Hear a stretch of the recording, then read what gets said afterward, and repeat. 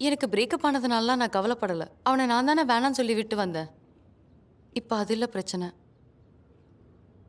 வேற என்ன பிரச்சனை? அவன் நேத்து எனக்கு ஒரு வீடியோ அனுப்பியிருந்தான். என்ன வீடியோ?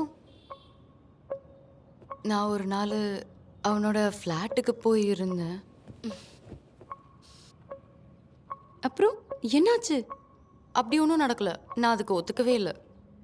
ஆனா நான் அவனோட பெட்ல படுத்திருக்கிறதும், அன்னைக்கு இருந்த பைத்தியக்காரத்தனத்துல லூசு மாதிரி பேசிட்டு இருந்ததும், அவன் ஒரு வீடியோ எடுத்தான். எனக்கு அது வல்கரா தெரியாதனால நானும் அதுக்கு எதுவுமே சொல்லவே இல்ல.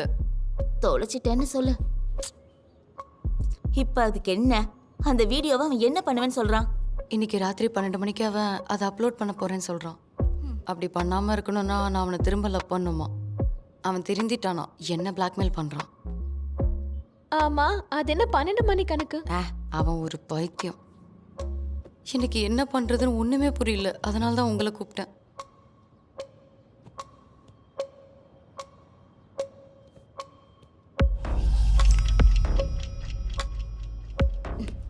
நீ எழுந்துரு, எழுந்துரு. என்ன? நேரா ஸ்டேஷனுக்கு போய் ஒரு கம்ப்ளைண்ட் கொடுக்கலாம். மத்ததெல்லாம் அவங்க பார்த்துப்பாங்க. அந்த லூசு உனக்கு அதுக்கான டைம் கொடுத்துருக்கான். எவிடன்ஸும் இருக்கு. எங்க யாருக்கிட்டையும் நீ சொல்ல மாட்டேன்னு அந்த ஃப்ராடு நினைச்சிட்டு இருக்கான். இங்க பாரு, நீ டென்ஷன் ஆகாம உட்காரு. உன்கிட்ட பேசுறதே வேஸ்ட். அமைதியா இரு, நான் சொல்றேன். இதை நான் வேற யாருக்கிட்டயாவது சொல்லி அவனுக்கு பிரச்சனை வந்துச்சுன்னா இதை வேற ஒரு ஆள் கூட அப்லோட் பண்ணுவாங்கன்னு சொன்னான். வேற யாரு? அவன் வேற யாரையும் ரெடி பண்ணி வச்சிருக்கான். ஒருவேளை சும்மா கூட சொல்லியிருக்கலாம். இருந்தாலும் எனக்கு பயமா இருக்கு.